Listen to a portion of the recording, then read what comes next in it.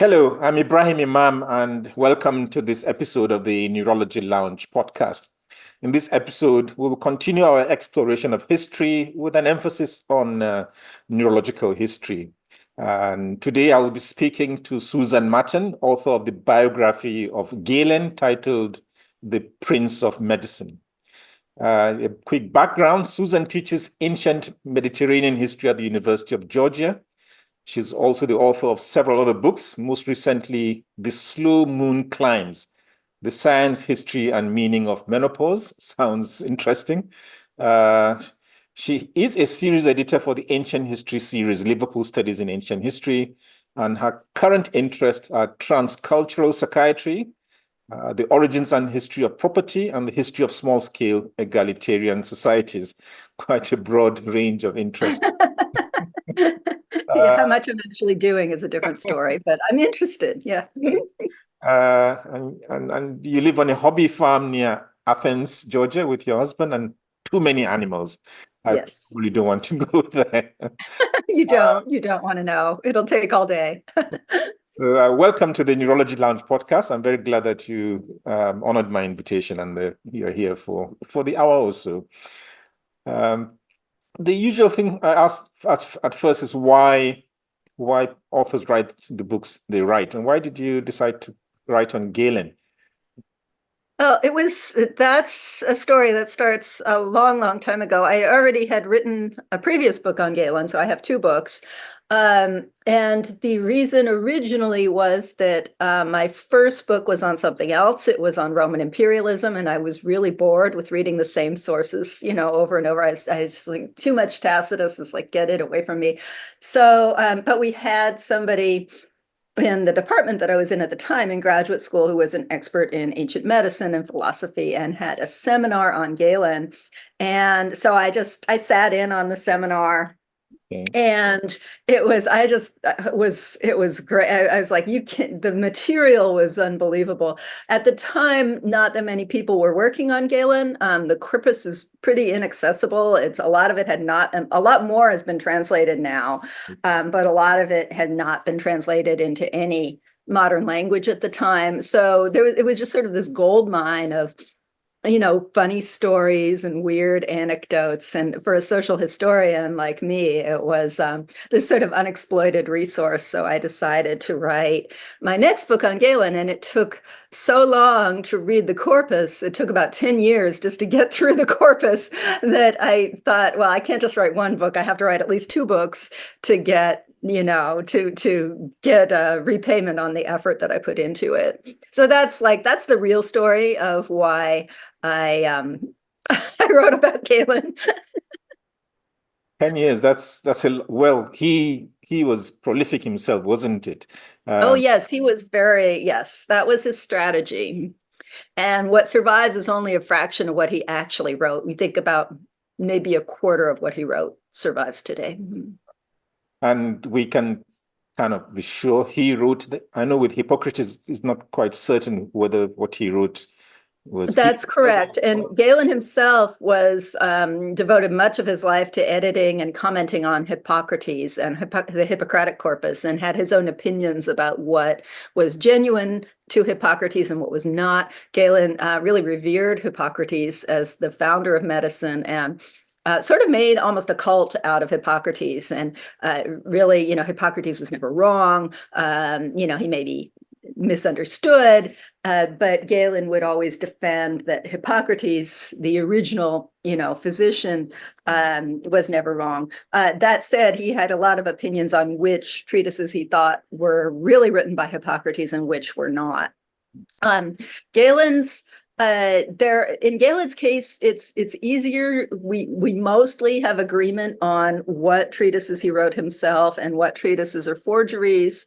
There was, an industry of starting even in his own lifetime. Galen has a story about seeing somebody buying a forgery of his one of his, a forged book at a bookstore, a bookseller. That particular forgery may survive today as we call it an anonymous treatise or pseudo Galen called Introduction or The Doctor. and forgeries are still, the Renaissance, people produced forgeries in the Renaissance when Galen became better known and really fashionable in the 16th century. People started writing fake Galenic treatises. And so a lot of our forgeries date to the Renaissance. But for the most part, scholars are agreed on what he wrote and what he didn't wrote. There are a couple of treatises where there's still dispute. It's interesting that he held Hippocrates in such high regard, almost It is. Yes, it is. eyeing him. And he himself achieved that status because you said eventually he became virtually the last word in medicine. He achieved so much Yes. standing, prolific writing.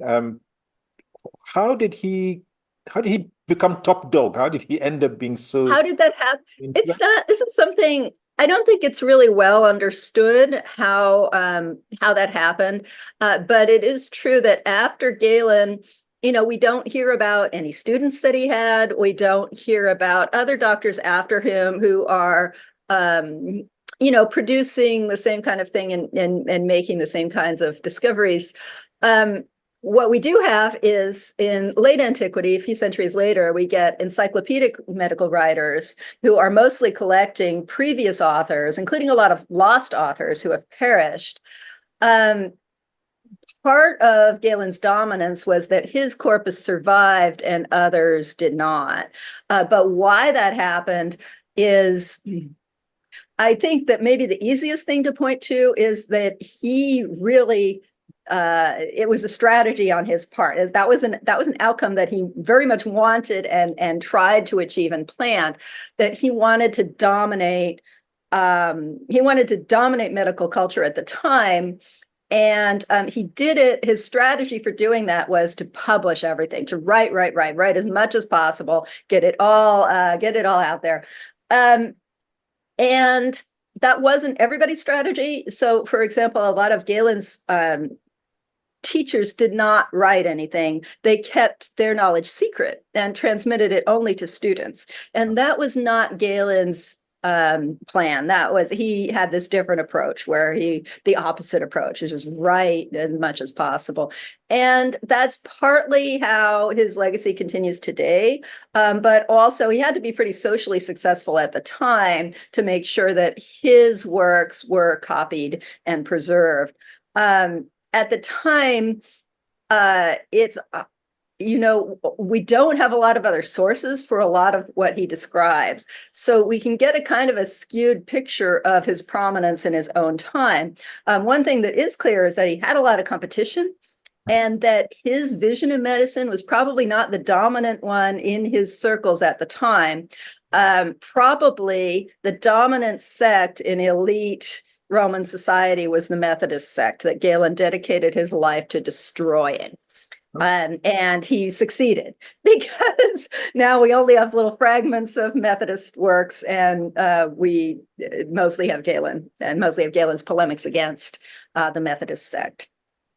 Interesting. And you did say your emphasis is on his life rather than his ideas when you wrote the book. How easy was it to tease those two out, being that he spent so much of his life putting through his ideas? Yeah, it's true that his life was his work. I think it's a little bit different than saying his life was his ideas. Okay.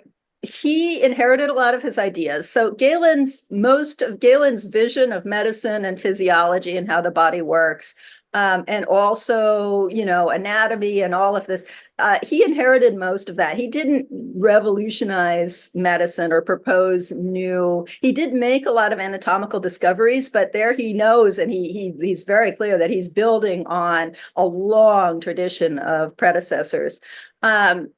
So he inherited, the humors and the four qualities and all of this. That said, there was competition at the time. No one theory of medicine was dominant. Methodists, for example, had a different theory based on the Democritean physics of atoms and void. So they had a sort of simpler vision of medicine, according to Galen.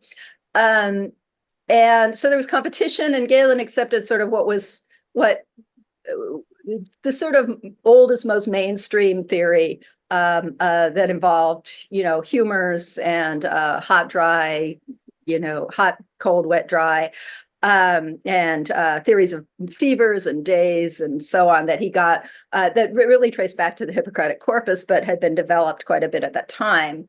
So he inherited a lot of his ideas.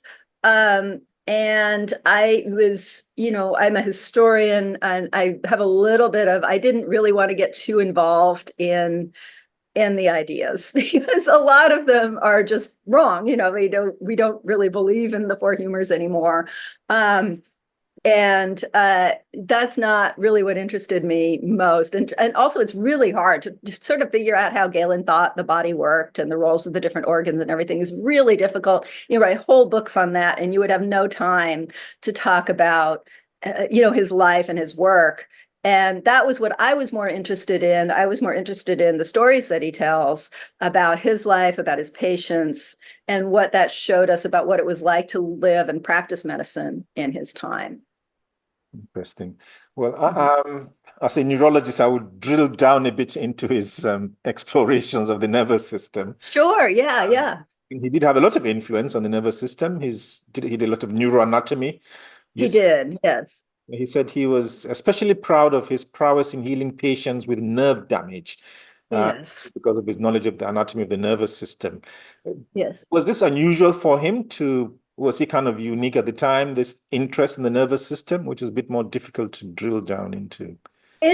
He was, so Galen was, he was probably, certainly he had to have been one of the most skilled practitioners of anatomy at his time. Not that nobody else was doing it. And so there were a lot of people doing it. It was important. That's why he learned it. That's how he learned it. He learned it from people who also did it very, very well. He wants us to believe that he was the best. And he certainly, as I said, he made, it's hard, it would be boring to list like the very specific discoveries that he made, but he did build on, he was able to add to and correct the anatomical record, which he had, at that point, this guy Marinus, a couple generations earlier, had published what was then the sort of grad level textbook on anatomy, this really complete, description of anatomy. And Galen made it probably early in his career a project to replace that and sort of update the anatomy of Marinus. Marinus's student Quintus was the teacher of Galen's teacher, Satyrus. Galen really admired Quintus, but Quintus died before he could study with Quintus. So he found all of Quintus's students and studied with all of Quintus's students because he thought of himself as in the legacy of Marinus and Quintus and, wanting to be the premier anatomist of his time and to publish the definitive anatomical textbook. And he actually did that. He actually published two, the anatomical administrations or anatomical procedures, which is very, very long, and then which is more practical oriented. It's more how to do the different demonstrations, and then on the usefulness of the parts, which adds the sort of teleological layer to his understanding of the human body and how it works. So he. And on the usefulness of the parts, he thought was his masterpiece. That was, he worked on it for many years. And there was a crisis when he finally published it because another guy had just published this sort of comprehensive work on anatomy that arrived in Rome just as his on the usefulness of the parts was coming out. And he was very, very upset. And he had to do a series of demonstrations, sort of annihilating this other guy to establish that his book was the right book. So, so you asked about neurology. He did a lot of neurological experiments. He was very proud of understanding the anatomy of the nerves better than most people. He was able to cure. One of his most famous patients was this guy Pausanias the sophist, who had cervical radiculopathy. So he had some of his fingers. I've had this too. some of his fingers weren't working. And Galen was the only doctor who knew that it was the C7, C8, nerve that was causing that. And according to him, he was able to treat the patient successfully. I think that Pausanias probably just recovered, on his own. The treatment that Galen describes probably wouldn't have done that much for it, but Galen did know exactly, what was going on. He anatomized the brain. So Galen had, there were competing theories at the time about what was the seat of consciousness.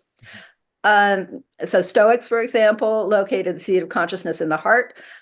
Galen had, depending on which treatise you read, he had a really complicated theory of that there were 3 locations of basically he sometimes described the sort of Platonic that Plato had described in his treatise Timaeus. The brain, the heart, and the liver all house certain parts of what he calls the psyche or soul. But Galen really is associated our rational brain with our rational being with the brain, against those who argued that was not the case. So he was really interested in the brain, and he did a lot of brain anatomy. His brain anatomy is mostly bovine. It's ox anatomy. And the reason for that, there's a couple of reasons. One is that you could buy ox heads at the market, every day. So it was really easy to acquire ox brains. And also we think, and here I'm paraphrasing someone, I just someone else's scholarship, but that it's because ox brains were bigger, that the size of the ox brain made them easier to work on. We don't think so. Galen knew that monkey anatomy, of all the animals that he had access to, monkeys were closest to people, but his brain anatomy seems to be ox anatomy. I presume that's the reason why he made some of these things you call the bizarre errors, is because bizarre errors. And yes, so I guess with the brain anatomy, his most famous error is the mirabile. It's this network of blood vessels at the base of the brain that is present in cattle and in other farm animals, but not in humans. So he attributed great significance to this organ, that it was the thing that would purify this pneuma, which is pneuma's special kind of air that we breathe in, and then it's rarefied and treated inside our bodies. And the retiform complex would turn it into this special psychic pneuma, which has these mystical qualities. That the psychic pneuma lives in the ventricles of the brain, and he thought that the brain's function was really in the ventricles. Because it housed this psychic pneuma. And then he thought that it went through, for example, the optic nerves, and was the way that we could see, because it. Interesting. Galen's optics is really complicated, and that it travels through our body via the nerves. And that was his basic theory of how the brain works. So that sounds weird today, but the structures that he was able to describe in the brain, that he was able to do this at all, is really kind of impressive. It's not easy to dissect a brain. It falls apart. It just becomes goop, as soon as you try to look at it. And he was able to describe the internal structures of the brain with quite a bit of accuracy. We still don't know 100% how he did that. He does talk about, leaving parts of the skull intact while you are dissecting parts of the brain, and to just kind of keep it together. Both those things. So on the one hand, what he accomplished is really impressive. On the other hand, he has this he has a theory of how the brain works that is in some ways completely wrong. I think in a way you can't work in a vacuum. You do have to have some theory to That's correct. Yes, that's absolutely correct. And that's one of the things that we learn from him. And just like on a more basic level, and Galen was very aware that you can't just cut open an animal and see what's in there. You have to have something guiding you, telling you where to look and what you're looking at. So the tradition of dissection in antiquity started with Aristotle, and there had been sort of a long couple centuries where nobody did that. And then a couple generations before Galen, people started doing it again. So by his time, there was this long tradition of anatomy that he could use that he could use and did use in order to be able to do it himself. And in order to be able to make progress and to make contributions, he had to have the guidance of all of the people who had anatomized before him. And he was very aware of that. And he talks about it. He says, his student you can't just look at something and understand it. You have to do it many times. You have to have a lot of practice. And he thought also that texts were just not adequate for that. So when he wrote his anatomical texts, he was writing them for the purpose of especially anatomical procedures, of helping people do demonstrations, not because he thought that just by writing he was able to teach anatomy. He thought, well, this is helpful, but you have to be doing the practice in order to understand it, but you can't do the practice without a guide. And so he thought of most of his books as helping students to learn. Thanks. Rather than just things that were only going to exist as written texts. So he was conscious of the fact that what he was doing was educational and clearly. Yes, absolutely. Yes. And most of what he wrote, or all of what he wrote, really was pedagogical in nature. He wrote to teach, not necessarily only students or only medical students, but that's the purpose behind everything that he did. And I mean, one of the things we know about him was that he was a physician to the gladiators. Yes, he had a job for 5 or 6 years doing that. Yes, or 4 or 5 years. Yeah. How did he get to be, and how much did that raise his profile? Well, Galen was from Pergamum, which is now Bergama in Turkey. Okay. And he traveled to different cities to get his medical education. And the most important city that he went to was Alexandria, which was kind of the center of medical education at the time. And the great anatomist Herophilus had lived at Alexandria. And so there was a tradition of dissection at Alexandria and a tradition of especially dissecting humans, which Galen never got to do, but he got to see a human skeleton at Alexandria, which was a big deal at the time. Galen already learned anatomy, from his very first teacher was already teaching him anatomy. In fact, he describes, it's really gruesome, he describes an epidemic of some necrotizing disease that was causing people's nerves and tendons and bones to be exposed. And his teacher had his students experiment on these poor patients whose nerves were exposed. And that's how he got some of his earliest neuroanatomy lessons, is by, tweaking the nerves and seeing what muscles moved and so on. And it's really hard to read about, but that was when he was a teenager. He was still 19. So he learned anatomy at Alexandria, but he learned anatomy before Alexandria as well.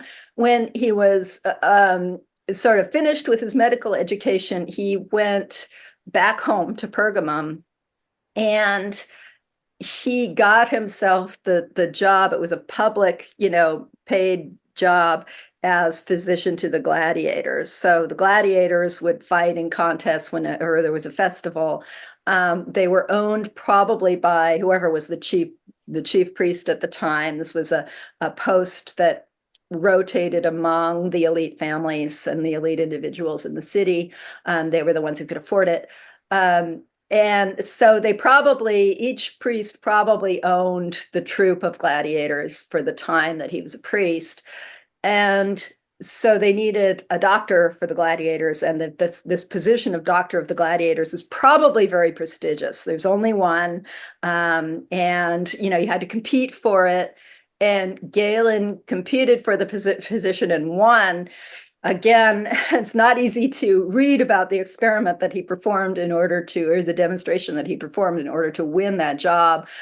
He disemboweled a live monkey, and then challenged the other doctors to put the intestines back in the monkey. And none of them, of course, could do it. This is a very, very difficult, thing to be able to do. And he did that. And the monkey actually survived long enough that to impress his audience that he then got the job, because I guess, and if you think, it is actually a pretty good demonstration that you should be able to treat the gladiators, right? It's the kind of thing that could happen. Yeah. Most of the gladiatorial wounds he describes are not like that, but that's how he got the job. Yeah.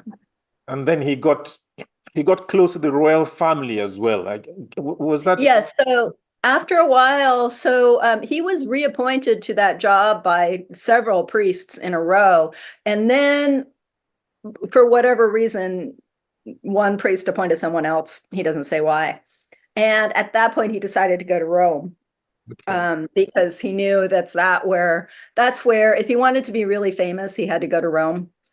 Quintus had practiced in Rome, and he wanted to be the next Quintus. So 162, he arrived at Rome for the first time, and he then had this project. He wanted to break into elite society, and maybe in Rome, the center of all, the social center and the center of all patronage and fame and everything was the emperor. So he would have to be able to come to the attention of the emperor if he wanted to achieve what he was after, which is really, really high status. He was ambivalent about it because the emperor has also had the power to command your total obedience and attention.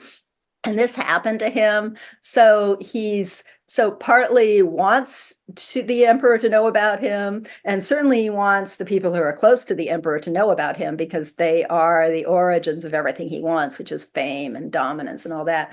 But at the same time, he was ambivalent about being on the imperial payroll and serving the emperors, which he actually ended up doing for a really long time.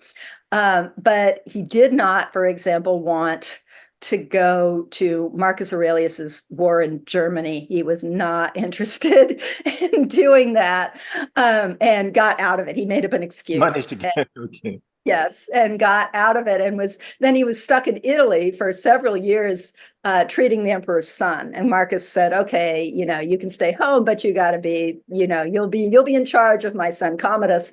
And so he was that. And then, though, when the war was over, Marcus came back in 176, and Galen found out that Marcus's doctors who had gone to the war had got to dissect a dead enemy.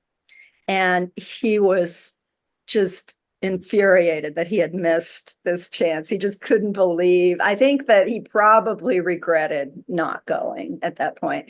And he was just he just excoriates these doctors who had this once in a lifetime opportunity and did nothing with it because they didn't have the kind of knowledge of anatomy that he had, and he would have done much better, and so on. But he never got to dissect a human, and that was he really would have loved to, but it was not something that was, as he said, it's not everybody's luck. He might have had a chance to correct some of his errors if he did. He might have. It's hard to know what would have been different if he'd done that. He might have only had one chance, so it might not have made that much difference. But still, it is something to think about. Yeah. Well, we all have to have one regret or the other. Yeah, that's right. One of the most fascinating demonstrations he did was showing the function of the laryngeal nerves. Yes, that's right. Yeah. He used a pig, wasn't it, He did laryngeal nerve experiments on different animals. One of the demonstrations he describes best is he thought that pigs and goats were preferable for this demonstration because their voices were loud. Mm-hmm. And so when you cut the nerve and silence the voice, or when you ligated the nerve, it was much more obvious to this animal screaming and screaming, and then it stops. So it's much more spectacular to do it on an animal with a loud voice. So he describes a series of demonstrations that he performed shortly after he arrived in Rome, for a very powerful, person, an ex-consular of ex-consular rank named Boethus, who became his good friend. And I can't remember if he specifies the animal that he used. I have it in my head that it was a goat, but I don't know. It's a series of animals. I mean, he went through a lot on these vivisections. Um, so this kind of demonstration, especially for the brain and the nerves, he did vivisections before audiences. Of course, Roman audiences were used to seeing people slaughtered in the arena and eaten by wild animals and everything. So this was very much in line with that kind of thing.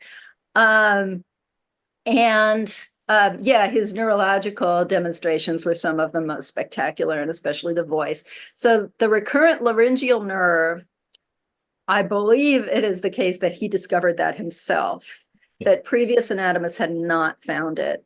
And just as today, he was fascinated by, how it goes down and loops around the heart and comes back.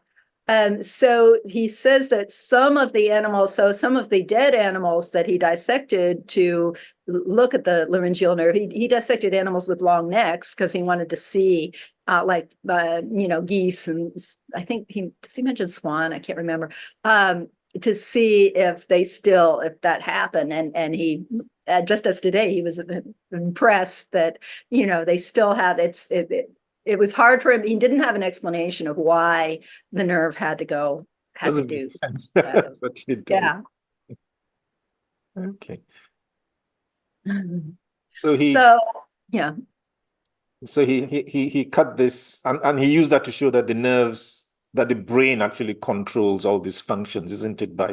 Yes, he actually would sometimes, he did vivisections where he exposed animal's brain and then pressed on the different ventricles, and the audience could observe the different kinds of debility that the animal would get. And he also did vivisections where he demonstrated on the nerves. And what he liked to do was ligate the nerves with thread and then undo it. And so you could see the function restored. But you could also cut the nerves and do the demonstration that way. Yeah. A great scientist, and also a good clinician. And one of the diseases, obviously, going back to Hippocrates, is epilepsy, which Yes. quite good with epilepsy. What contributions did he make to our understanding of epilepsy? So yeah, so Galen, the anatomist, is hard to read about, right? He's most unlovable when he's vivisecting animals. Galen, the clinician, redeems himself a little bit. He was, in my opinion, he was probably a good doctor. He might not have been someone that we want to have a beer with or whatever, but he was really interested in psychiatric problems, what we call psychiatric problems now. He was really interested in epilepsy. For some reason, epilepsy looms really large in ancient medicine, and for reasons that I'm not 100% sure I can explain. But there was, so Hippocrates had a theory of epilepsy that Galen mostly accepted, which was it was a blockage in the brain. A blockage of phlegm in the brain. And so Galen describe some epilepsy patients, including the grammarian Diodorus. He named one of his few named patients, and describes he knew quite a lot about.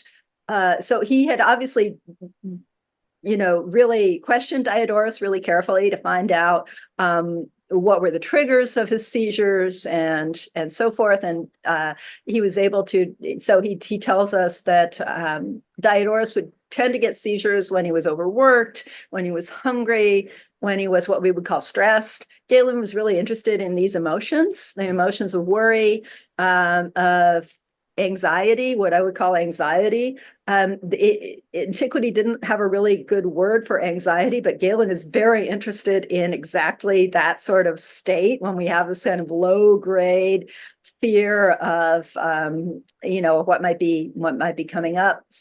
And So he describes these emotions as sort of triggers for Diodorus' seizures and certain kinds of things like when he went too long without eating and so on. So the case of Diodorus shows us Galen interrogating his patient. He doesn't describe his dialogues with Diodorus, but he knows a lot about the history, Diodorus' history of seizures. And he knows a lot about, he's trying to track down, what are the triggers? Can we predict it? And so on. And I don't know how much he was able to help his patient, but he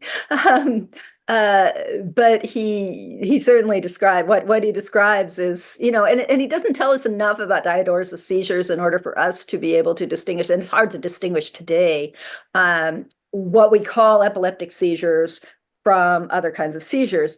And epilepsy today remains a problematic diagnosis, as you probably know. Yeah.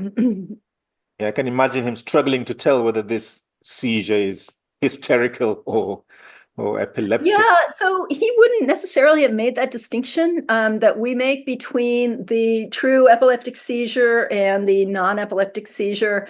For Galen, it wasn't necessarily, that one of those was organic and the other was not. Galen thought and believed that emotions change your have physiological effects. He was correct, of course. And so he didn't really try to distinguish as the cause of this an emotional cause or as the cause of this what we'd call organic cause. He thought that emotions changed your chemistry and your chemistry changed your emotions. So he doesn't draw that kind of rigid distinction. And I've argued in a few articles that he saw what you'd call functional syndromes or cultural syndromes. And he describes anxiety syndromes in some of his patients, and that there's probably more than one sort of cultural syndrome that you can see in his work. And one of those is a kind of anxiety syndrome that has this certain course that he describes in several patients. And it seems to me like there's I haven't found it in other sources, but it seems to me like there's some kind of expectations that he and his patients share about the effects of this kind of emotion, anxiety, about the physiological effects of that and the sequelae and what they can lead to and can be fatal.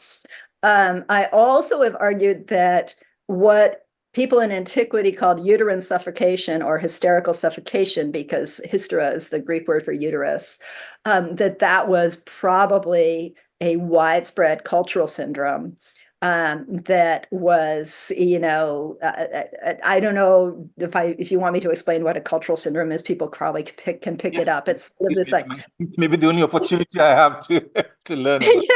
yeah.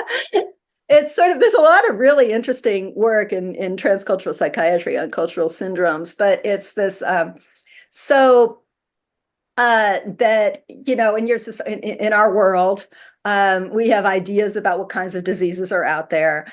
And it's really easy for us to look at other cultures and see that, for example, in Korean society, the concept of hwabyong, which is Korean fire sickness, is one of the more famous cultural syndromes.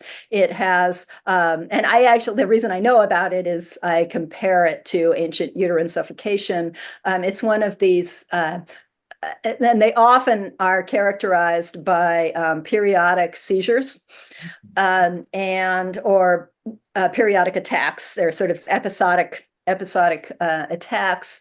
There's usually a important role for emotions, in this case, anger, but also can be anxiety or stress or whatever we want to call it. And then various other symptoms that we attach to this. And so you can see that, oh, I'm experiencing this phenomenon, whether it's flushing in the face or whether it's something else, or dizziness. A lot of Asian cultural syndromes, dizziness is really important. And I think, oh, I know what that is. That's hwabyong, or that's, this other thing. And that concept then of that syndrome or condition is going to guide both our physical responses and our emotions about it, and the emotions are affecting our physical responses and sort of amplifying some of the symptoms that we're experiencing, and then we worry about those symptoms and that amplifies them more, and so on. And so people can suffer very specific kinds of symptoms in association with this very concrete, very real cultural syndrome like Huabiang. And I argue that hysterical suffocation in ancient Greece was like that, that people experiencing the classic thing was shortness of breath, which is also something you might experience if you're very anxious. And then they say, oh, I know what this is. This is, hysterical suffocation. The uterus is rising up to choke me. It's potentially fatal. It's killed a lot of people. And it has certain other symptoms that, you might also experience if that's what you're expecting. And the concept of hysterical suffocation is all over ancient Greek medicine for centuries. It's as far back as the Hippocratic corpus and as far forward as you want to go. It's in Islamic medicine. It even continues, I would say, in an unbroken tradition through the Renaissance. And I think it's a lot of people have sort of dismissed it. Oh, it's a literary tradition, or it's just a made up thing. And I don't think that's true. I think it was probably a cultural syndrome that people really experienced, and it really, probably a lot of people. They can be very common. So Galen knows about hysterical suffocation. He talks about it. He's one of my sources for that. But he also describes, I think, this very kind of specific anxiety syndrome that he sees in some of his patients and that he appears to believe in. Well, in our text, we talk more of cultural epidemic hysterical episodes and cultural startle syndromes, which usually tend to occur in epidemics. Yes, and they can occur in epidemics, and they can also just be things, things that are out there, and that people experience the way they experience, other diseases. As I say, it's very easy to identify these in other cultures, and there's, as I say, there's some really fascinating, really wonderful work done on this. It's harder and much more controversial when you want to identify it in your own culture. It's unlikely that we don't have cultural syndromes. Every culture seems to have them, and they're usually pretty important. But when you look at a syndrome in your own culture and say it's a cultural syndrome, people don't want to hear that for various reasons. And so it can be, it can be really hard. But I do argue in my book that menopause has all the features of a cultural syndrome in our culture. I may bring you back to talk about that. I get a lot of pushback for that, but yeah. Okay, so I mean, presumably then he was also kind of a psychiatrist as well as a...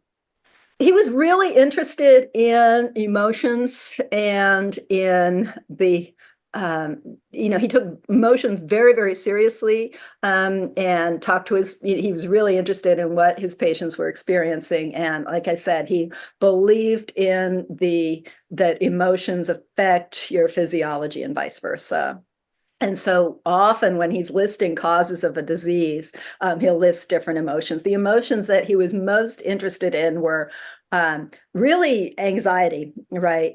But also anger. And like most Greeks, he used many different words for anger. Greek has, I don't know how many, probably dozens of different words for anger. So anger and anxiety are the emotions that he talks about most. And he sometimes, but not necessarily, not so much in medical context, we'll talk about things like desire and joy and other emotions. I suppose anger and anxiety are probably the most destructive to health, I presume. Anger with stroke, anxiety with all sorts of things. Yes, and he definitely thought they could both be really dangerous and they could kill you. And he thought anxiety would probably kill you first by causing fever and certain other symptoms, skin color change. Fever for him was not necessarily just elevated temperature, but it had a certain kind of pulse. It seemed to, and wasting and insomnia. Insomnia he thought was a really, really dangerous symptom, and that you would eventually waste away and die, and that could happen. I have to say he was way ahead of his time because we are just now moving to integrate the emotions with the physical. I mean, for Yeah, that's something that I sort of realized as I was doing this work, that in some ways Galen's insights are, sort of psychiatry of all the medical disciplines, psychiatry is kind of the one that's changed the least. And in some ways, Galen still has a lot to contribute. Um, for example, I did write a piece on his concept of melancholia, what he calls melancholia, which was in antiquity was the classic psychotic illness. So if people were having hallucinations, behaving really irrationally or really paranoid, they would probably be labeled melancholic. And so his connection between melancholia and fear, I thought, has some, it's an interesting way to look at it that is, maybe has some relevance today.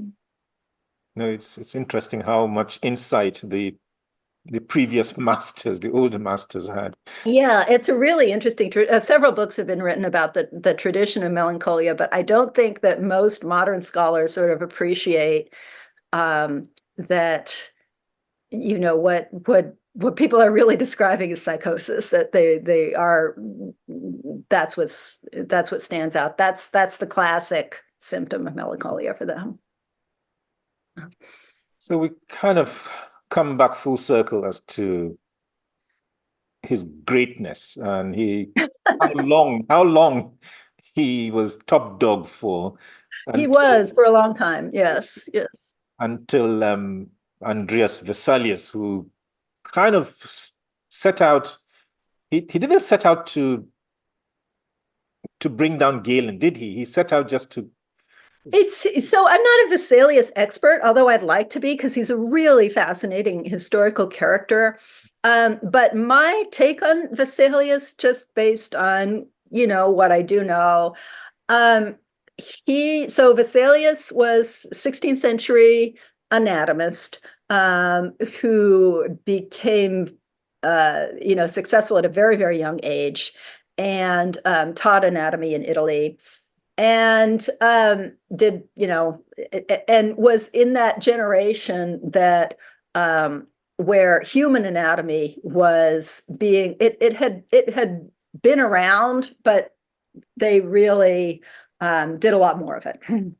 So and so one of his teachers, but especially Vesalius himself, was one of the guys who made human anatomy a really, really regular practice. And they did it himself rather than having barbers, professional surgeons perform the demonstrations. And he made a lot of discoveries that way. He was a passionate anatomist, just like Galen was. And he was the editor.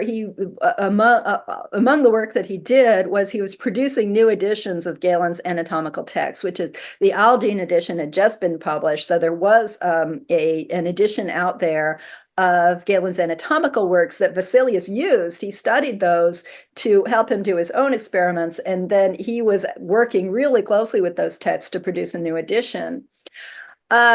And so he understood Galen really well. And he understood, for example, what a lot of people didn't, that Galen had never dissected humans, because Galen's very open about this, and he says that, but that was not well understood at the time. And Vesalius, because he's reading Galen so carefully, understood that. And so he knew that Galen made a lot of mistakes based on that. And so he set out to correct that record. So Vesalius became famous as sort of this anti-Galenist, as sort of this critic of the Galenic tradition. The way I see it, he's mostly targeting the older generation of professors who insisted that Galen was always right, just because he was Galen. Sort of like Galen thought Hippocrates was always right just because he was Hippocrates. But that Vesalius was trying to deconstruct that whole way of thinking by showing that Galen made a lot of mistakes, and he was able to. He identified a lot of mistakes that Galen made because Vesalius was working with human anatomy. So, however, whether he's really that critical of Galen himself is another issue. And personally, he seems to have followed Galen's career pretty exactly. He seems to have used Galen as really a model for himself. And part of what Galen did, for example, is to, destroy the reputations of his predecessors and to do these demonstrations, saying, okay, well, I will show you, you point out any part of the body, and I will show you that I'm right and that my predecessors are wrong, and so on. And Vesalius did very similar demonstrations. He had to have modeled his demonstrations on what he read about Galen. So I think that Vesalius probably thought of himself as a second Galen, doing things very similar to Galen had done, and that includes correcting and, if necessary, destroying the reputations of previous physicians.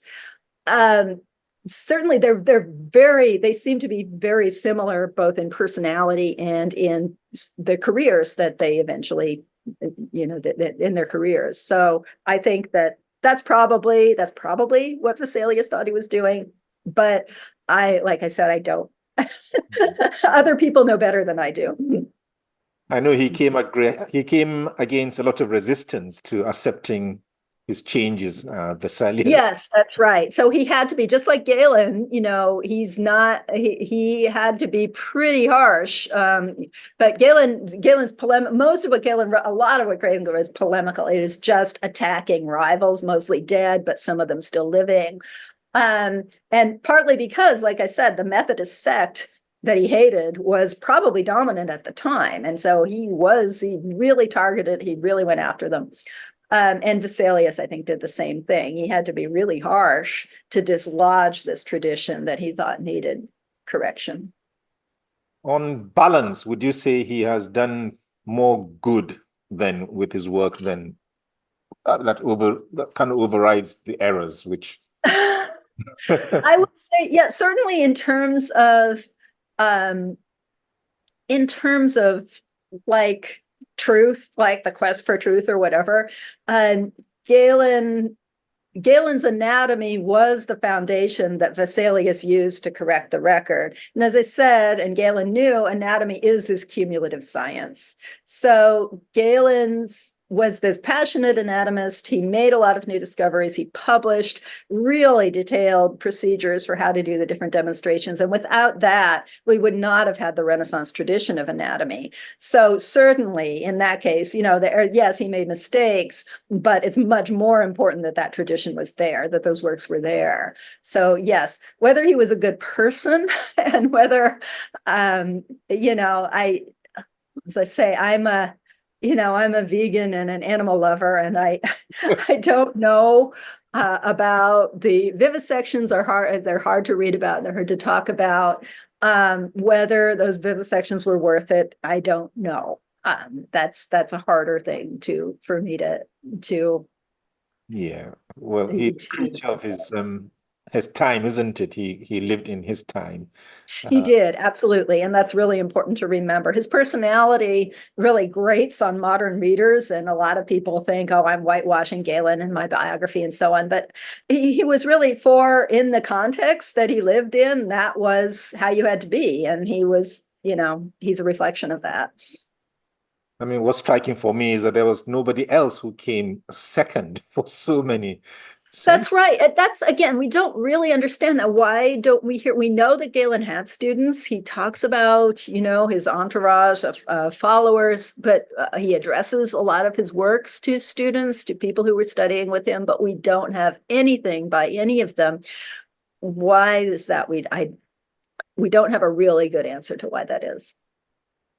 Is there any chance that we can fill those holes, or we just Well, like I said, we have the late encyclopedists are our best source for fragments of other physicians who were out there, and there are some that we know of. But we know what we know at this point. We're not going to get new material from that era. We do uncover new documents on papyrus, but it's just going to be little fragments. We were not going to discover probably a whole new book.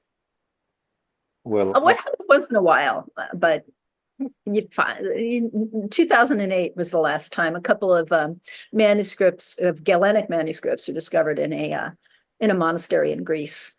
It was very well, I mean, your book gave me a different perspective of Galen. All I had in my mind before was somebody who made a lot of mistakes, and Vesalius came and corrected it. That's right. Yeah, that's what most people know about him. Yes. Clearly he was Yes. somebody. He is the prince, the prince of medicine. And Vesalius called him the Prince of Medicine. That's where that title comes from. So that's one of the reasons I think Vesalius probably thought of himself as a second Galen. Yeah. Mm-hmm. I came out with a positive view of Galen. Okay. I guess that's good. Like I said, some of my reviewers think that, again, that I'm probably painting too rosy a picture, but I thought it was balanced, actually. good. Okay. Yeah, we saw both sides of him. You said Yeah. on, Plenty of negatives. I just thought it's important to try to draw out what were his positive contributions because, again, we don't, like you say, that's not something people know about. Mm-hmm. You said your latest book is on menopause. Yes, that's right. Yes. Is there any link between that and the nervous system? Actually, I didn't, when I started out, I did not think I would be using very much of my previous work, but I did end up writing a chapter that derived from a lot of the work I'd done on ancient psychiatry and cultural syndromes, and the history of hysterical suffocation.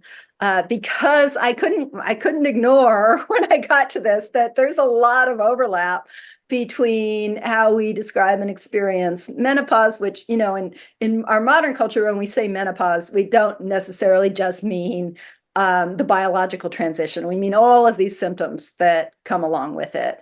And so really when I look into it and, what are these symptoms and the checklists and what people describe and what they experience, was really hard not to see the pattern with cultural syndromes that I'd studied all these other cultural syndromes. They do tend to have a specific pattern.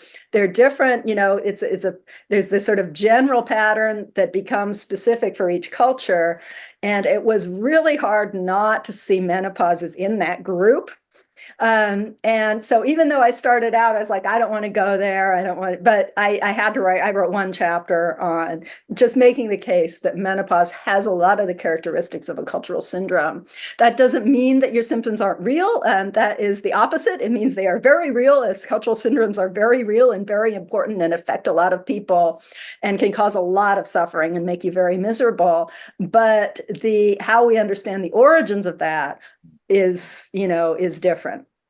So that was the connection, is that because I'd spent so much time, reading and writing about the tradition of hysterical suffocation. And when we look at the origins of menopausal syndrome, this was a concept that basically did not exist before 1700. And then after 1700 is everywhere. It exploded over the course of the 18th century. And this was the same time, this is the same era of Western medicine where other syndromes like hysterical suffocation, like green sickness, like melancholia were so important. And some of them were new, like green sickness was perceived as a new disease. And some of them were, had long pedigrees like melancholia and hysterical suffocation, but were now much more central to medicine and to people's experience. And menopausal syndrome is invented in that context to be one of these other syndromes and is compared to them and is connected to them. For example, people compared menopause to green sickness, saying they were sort of mirror opposites of each other, or they compared menopause to hysterical suffocation. A lot of people thought that what we now call hot flashes were hysterical episodes. So that is the context that menopause, the concept of menopausal syndrome, arose in. And it's very clearly one of these early modern syndromes in Western medicine that we don't see in other medical traditions at all, including ancient Western medicine. But we can trace how it spreads around the world through modern medicine. It's very interesting stories. Interesting title, The Slow Moon Climbs. So Yeah, it's from a poem. Oh, we had such a battle with the title. I originally wanted to call it the grandmother paradox, and nobody liked that. Nobody wanted the word grandmother in the title. So we went around and around, and oh my God, some of the ideas were so bad. I was just in tears.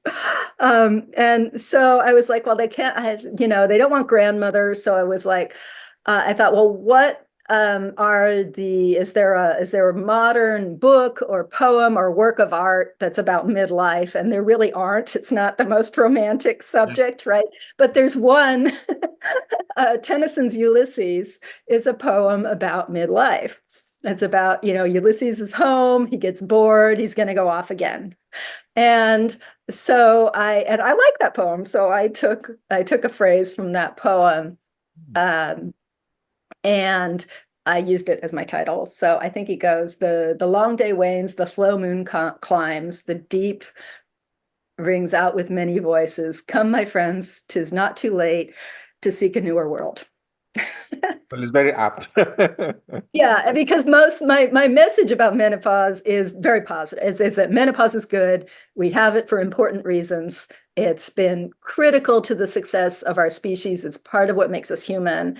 And it's really, everything about it was so interesting. I really enjoyed writing that book because everything about it was just fascinating. So I tried to pick an upbeat title for the book to show that, this is good news. This is a different way to think about it. I'm sure it's a message that is needed very It desperately. is, and I wish more people would have read it. And because it's really hard for me to hear people talk about menopause because I just want to say, you're wrong. Everything you're saying is wrong. It's not a disease. It's not a debility. It's not any of those things. It's post-reproductive life phase is a developmental phase that has been really important for our success as humans. I will try and get a copy and maybe get you back to talk about it. That would be awesome. Yeah. Okay. Do you have any books about the theme of Galen or the brain that you kind of want to recommend to? Oh yeah, so that was one of your questions. So this book called Galen on the Brain by Julius Rocca. I read as much of it as I could before this interview. So a lot of what I said comes right out of this book. This is if you want to know about what Galen had to say about the brain, this is the book to get. It's very scholarly and hard to read, but it's all the information is there. And then this book by Chara Thumager called A History of the Mind and Mental Health in Classical Greek Medical Thought is probably the most recent and most important book on mental disorders in antiquity. There are others that are a little less accessible, that are in different languages, that maybe cover more time period. But she's writing about the Hippocratic corpus, and there's a lot there. It's so interesting to read about. And then there's a third book that I haven't read, but I really, really want to. And it is by Gina Rippon. And it's called, I think the title is The Gendered Brain. Gendered Brain, Have yes. you read that? Yeah, that's it. Okay. Have you read that? What did you think of it? I have. It's a very passionate book, very detailed, a lot of research in it. Maybe I'll bring her to talk about it, actually. Yeah, I would watch that. I would love to hear her talk about it. Because the idea that our cultural concept of gender is going to influence science, and that science will tend to replicate cultural concepts that are out there because rather than challenging them sometimes. And that I think that's definitely true in menopause research, that just through the normal mechanisms of doing science, you're going to replicate and amplify a lot of the cultural assumptions about menopause that are out there. And so I'm fascinated on this idea that, this idea that men and women have different brains. We expect that. We want to believe that the genders are really different, and that is going to be the idea that might be amplified by science rather than challenged by it seems plausible to me, and I would like to learn more about it. Yeah, she argues the cause and effect is maybe actually the other way around. Yes, that's what I gathered. Right. So you see these imaging differences, and I don't know, I'm not a neurologist, but I do feel like a lot of the research based on imaging has certain issues with it that, are often not acknowledged. And so what I understand you saying is, yes, they're different, but why are they different? Right. Yes. And there's a lot of imaging. So nobody's read my book about menopause, but everybody knows About that. the menopause brain, right? And there's a lot of problems with that thesis, but nobody knows that. And so that's one of the reasons I want to read Gina Rippon's book. Well, let's get both books high Yeah. profile. Let's get as many Yes. I want to likes, hear about your book. views, and subscriptions. Yeah. Okay. Susan Mattern, thank you very much for participating in this episode of the Neurology Lounge podcast and for taking me back in history to see our deep roots as neurologists. And to my audience, thank you for listening or watching. If you enjoyed it, do get both of Susan's books. And then after that, you can try and get my book called Surfing the Brain. And if you want a bit more of the academic bits of neurology, I have a website called Neuro Checklist. And to make sure you don't miss the next episode of this podcast, why don't you subscribe to the YouTube, iTunes, or Spotify channels? But until then, thank you for joining me. And Susan, thank you very much for your time. I've really enjoyed and gained quite a lot from you. I enjoyed meeting you very much. Thank you. Bye-bye.